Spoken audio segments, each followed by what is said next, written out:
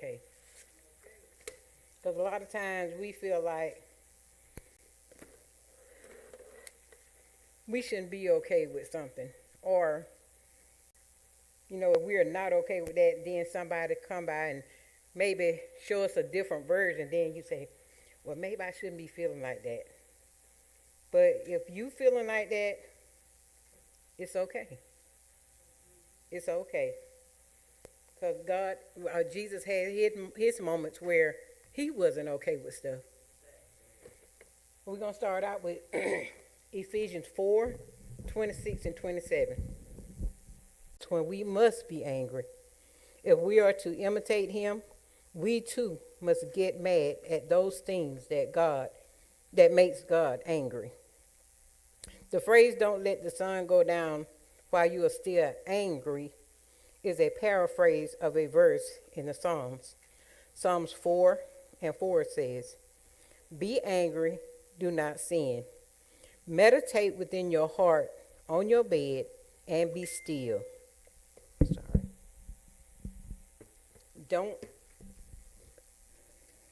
Don't sin by letting anger control you. Think about it overnight and remain silent.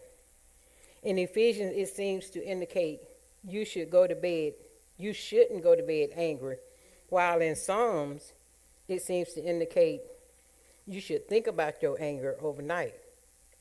The statement seems contradictory. However, knowing the verse in Psalms bring a fuller meaning to the one in Ephesians. Don't let the sun go down on your anger does not mean race through your anger. It means don't let your anger go unnoticed or not considered. It is a reminder that your anger can be destructive. So you are not to bury it or just act it out. You are to process through it and hold on to what is good and let go what isn't. Anger can grow in your heart and leave us bitter, hateful, if it's left unchecked. Anger will start to control us and give Satan a foothold in our lives. And you know what? That is so true. Because a lot of times we can have hatred in our heart for somebody. And we can be having a good day, so joyful. And then as soon as you see that person, that anger just pops right back up. It stirs your soul. So that's that worldly anger. The anger that Paul is talking about is the anger that is when we see something and we know it's not God-like and we get angry about it. That's the kind of anger, that righteous anger. That's what he's looking for. Soon we will find ourselves sinning against the Lord and hating others. How is it possible to be angry and not sin? I'm glad you asked. Righteous anger does not look or feel like sinful anger because godly righteous anger is governed and directed by love. God is righteous, but he is love, and love is patience. We're going to look at John 8, verses 2 through 11.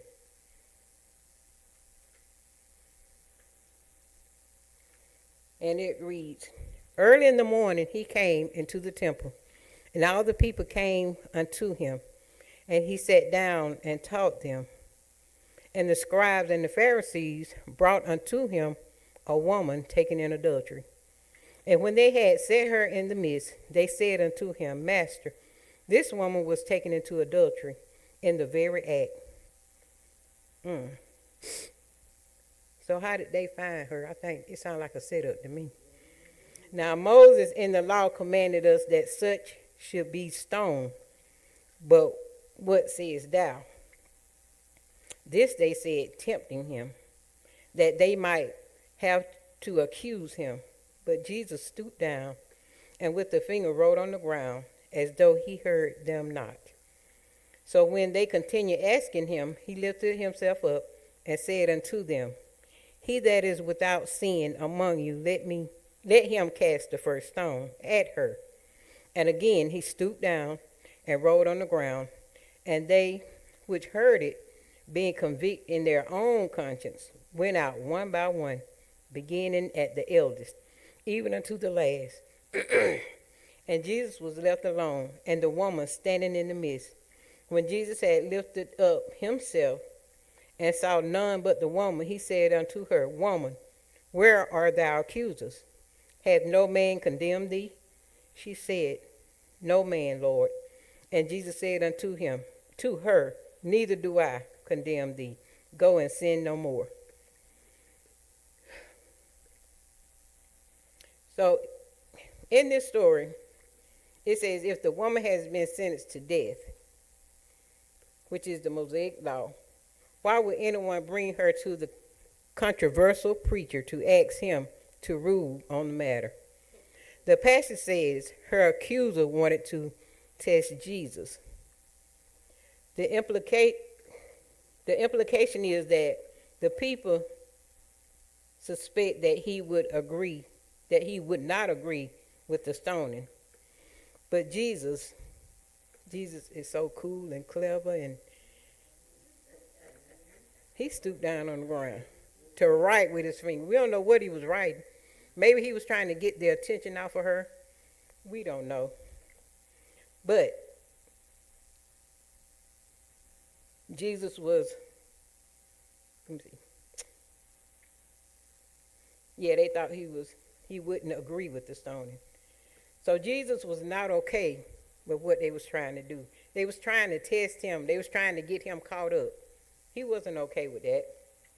So Jesus was not okay with what the scribes and the Pharisees was trying to do.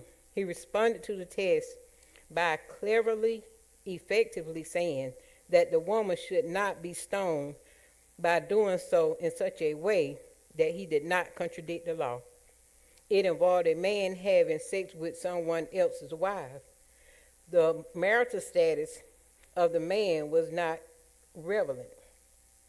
They didn't bring him before the Lord. And I'm pretty sure the woman wasn't okay with that either. Even though she didn't say anything, because she probably was scared to death because she knows she was about to die. And then being in the presence of Jesus, I wouldn't have said nothing either. Knowing I'm guilty. But where is the man? I didn't do it by myself. Yes. Deuteronomy declares that a man and a woman must both be stoned to death. But this is not happening here. The scribes and the Pharisees not appear to be following the law of Moses themselves, as they have brought out the woman, but not the man. Adultery carries the death penalty under the law because it is a sin that is so destructive to God's community, God's world. Marriage is destroyed by it. A spouse is crushed by it. Children pay a huge consequences for it.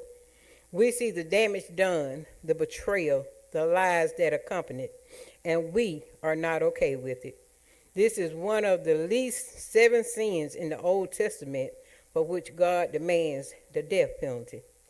The text says Jesus stooped down to write on the ground with his finger, as though he didn't hear the crowd. They were speculating about why Jesus was writing on the ground, but we really don't know the reason why he was writing on the ground. But what we do know is that when he stood up and said to those without sin, cast the first stone, he stooped back down and started writing again until every accuser had left.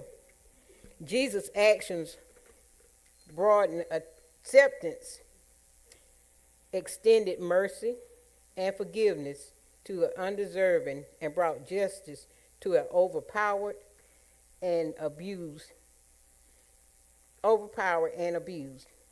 When Jesus stood up again, there was no one left but him and the woman. Jesus did not ask her anything about the situation. He didn't ask her to tell her side of the story. He simply asked her, "Where are your accusers? And is there anyone here to accuse you?" And she replied, "No, Lord." And Jesus said to her, "Neither do I condemn you. Go and sin no more." You see, his accusers couldn't condemn her because of their sins, and Jesus wouldn't condemn her because of his grace, mercy, and love for us. We're going to look at Mark 5:25-34.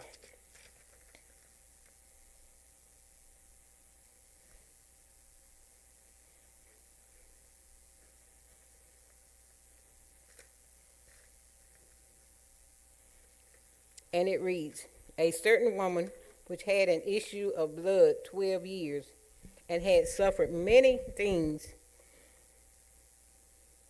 of many physicians, and had spent all she had and was bettered, and nothing bettered, but rather grew worse. When she had heard of Jesus, came and pressed behind and touched the garment. For she said, If I may touch but his clothes, I shall be whole. And straightway the fountain of the blood was dried up, and she felt in her body that she was healed of that plague.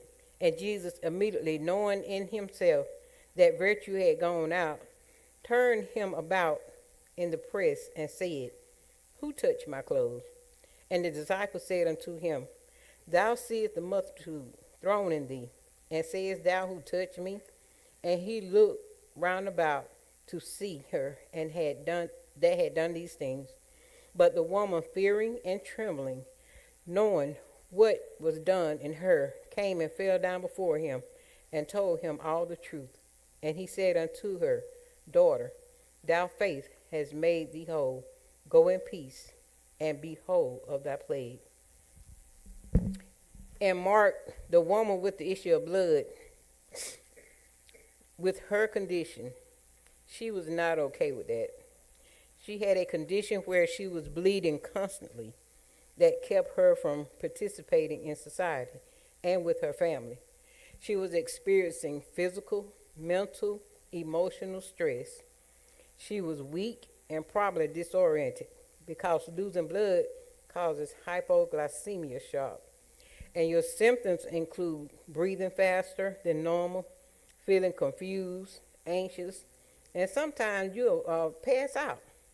It can also lead to organ failure because losing blood makes it hard for the heart to pump blood throughout the body. Women know what it's like to bleed. Men do too, of course, but women have a cleansing of sort that happens every month, and it is painful, centering, mindful, difficult time. Even from biblical times, the idea of having blood outside the body has become considered unclean or dirty. But I find it unfortunate that the blood that is shed by a woman routinely for the sake of life has been shamed throughout history, while the blood shed by men in battle in the act of taking life is honored. We're not okay with that. I'm not okay with that because the blood we as a woman shed, it gives life, but it's considered bad. While the men blood shed destroys life, but it's considered good. Women simply by having a body that works, were considered unclean and cast out routinely. This woman whose story the text brings to light not only suffered from continuous bleeding for many years, but also that dirty, unclean feeling result from being stigmatized and isolated. Hers was a conditioned existence of pain and suffering and being cast out. See, we only have to suffer for that maybe 3 to 5 days every month. This woman had it for 12 years. And 12 years she's bleeding. I think if we constantly bleeding like that every day, we gonna die soon. Not it ain't gonna take 12 years, maybe 2 or 3 days. But she did it for 12 years. So even though she didn't know Jesus, he was still right there carrying her them 12 years, the whole 12 years. When she heard about Jesus, see, she didn't even know him. She just heard about him after she done spent all her money going to all these different doctors. Nobody could help her. Her condition got worse than what it was. So after all these years, when she heard about Jesus, she came up behind him in the crowd and touched his garment. And she was taking a risk then, because if anybody had seen her that knew her condition, she could have been stoned to death right then. But because of Jesus, if only I may touch his clothes, I shall be made well. This woman was not okay about her circumstance. So when she heard about Jesus, she risked her life to go and find him. Jesus is met by her in this space and does the opposite of what is expected. Instead of being repulsed or disgusted by her, he responded with peace, acceptance, and grace. He seems to respond with understanding. He calls her daughter. He accepts her, and he offers her peace and heals her. Let's reach out and touch the robe of Jesus today. Ask for the remainder, that grace and the knowing that comes from him. Let Christ find you wherever you are, meet you there, at your lower and your highest heights. Remember that you too are the hands of Christ and have the ability to offer healing to those who are suffering. Ask for wisdom and pray for strength and courage this day. We're going to go to Matthew 26.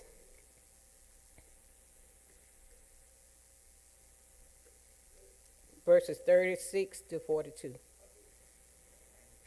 It says, Then cometh Jesus with them unto a place called Gethsemane, and said unto the disciples, Sit ye here while I go and pray yonder. And he took with him Peter and the two sons of Zebedee, and began to be sorrowful and very heavy. Then saith unto them, My soul is exceeding sorrowful, even unto death. Tarry ye here and watch with me. And he went a little farther and fell on his face and prayed, saying, O my Father, if it be possible, let this cup pass from me. Nevertheless, not as I will, but as thou wilt. See, Jesus wasn't okay. When he looked in that cup, he wasn't okay about going to the cross. He was not okay. So if Jesus can have that not okay moment, so can we. And he cometh unto the disciples and findeth them asleep, and said unto Peter, What could ye not watch with me 1 hour? Watch and pray, that ye enter not into temptation. The spirit indeed is willing, but the flesh is weak. He went away again the second time and prayed, O my Father, if this cup may not pass away from me, except I drink it, thy will be done. See, Jesus was not okay, so much so that he asked God twice to take this cup from me. Jesus was not okay drinking from the cup. So much so, he asked God 2 times to remove the cup from him. Jesus is referring to his suffering as a cup.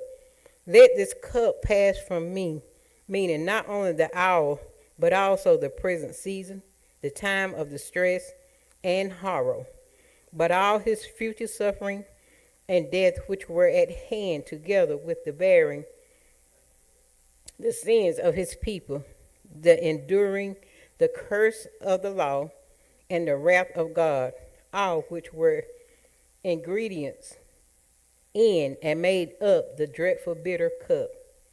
When Jesus prays that this cup pass from him, his meaning is that he might be freed from the present horror of his mind. He excused the suffering of death, and he delivered from the curse of the law and the wrath of God. Jesus' moment in the Garden of Gethsemane shows us the imitate emotional and spiritual process Jesus went through as he wrestled and took up the deepest form of suffering anyone has ever endured. And in the most difficult time, he showed us the things what we can do. So what I want you to do right now is take that cup you got in your hand.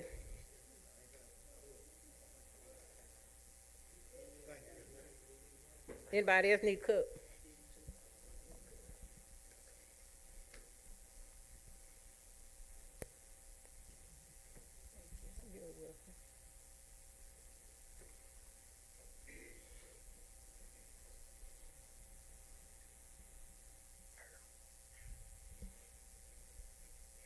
So what I want y'all to do, I want you to use your imagination this morning. I want you to look inside that cup. I couldn't put in the picture, so I put the words in there. And just imagine what Jesus saw when he looked in the cup. All this stuff we did. All this stuff is the sin of the world. But yet and still, he loved us so much. Even though he couldn't bear looking in that cup. And it says he started sweating. The sweat was like blood drop. And y'all know how thick blood is. When I was thinking about that yesterday, I just got so teary-eyed. And I'm like, Lord, thank you, Jesus, that you didn't give up. Because he could have gave up, but he didn't. So it says, I want you to look in that cup. Just take a look at the words in the cup and try to imagine what Jesus saw. All of our sins that he had nothing to do with, but yet he endured all of these sins for our sake. Jesus knew the cross was before him, and weight of redemption for all mankind was to come through his sacrifice. Yet in a moment of full humanity, Jesus was not okay with this. He cried out to God to let this pass. If Jesus himself was so burdened that he felt he could die from all and that sweat blood, asking God to let this cup pass from him, at some point the saying, well, just remember, God works all things for our good, might not be the right thing to say at that time. And sometimes, just like Jesus needed his friend to pray with him, we need friends to pray with us and sweat it out with us. Let us learn from Jesus' example. Let us hold tight to our Father in times of trouble. There's comfort and peace when we learn to grab hold of heaven's promises, while still handling earth burdens without losing our grip on either. Jesus shows that it's okay to ask the Lord to take your burdens away. If God called us to a cross, there will be grace, and the purpose will often show itself. God will give us enough strength for the times he doesn't lift our burdens, but requires us to carry them as well. We can be sure that God will provide for our needs. He won't leave us to carry our cross without him. He is able to meet you in your suffering with the strength to carry you through. Maybe you feel the pressure to keep it together for your family, for your kids, or for your team and staff. Maybe you pretend to be okay when you're not because you're terrified of what will happen. When you admit that you're not okay, who will pick up the pieces? God never expect us to do it all. Jesus bore our not okayness and made us right through him on the cross. God simply asks that we sit down and pressure. We sit down the pressure we carry and let him in our mess, because then we make room for his peace. I want to challenge you today to fight for your beautiful life, not in the do it yourself way, not by your own strength, but fight for your life by giving the fight to Christ. Put down the burdens of having to get it all right. Instead, lift your head and see how God is working in your life. We are not okay, but the good news is that we don't have to be. God is not surprised by our brokenness any more than he is surprised when the sun rises in the morning.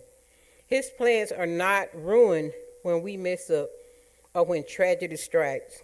No matter what happens or what we have done, you are never too far gone for God to redeem your story.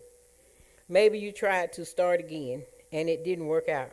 Perhaps you perhaps you're too tired now.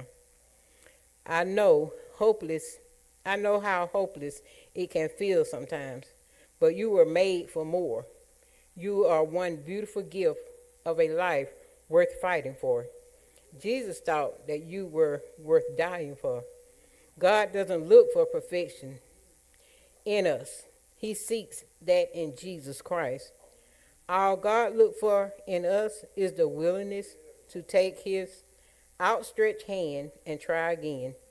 God is with you. He is good, and he is fighting for you. When you are not okay, Jesus offers hope. So it's okay not to be okay. Do you have any comments or questions? Thank you.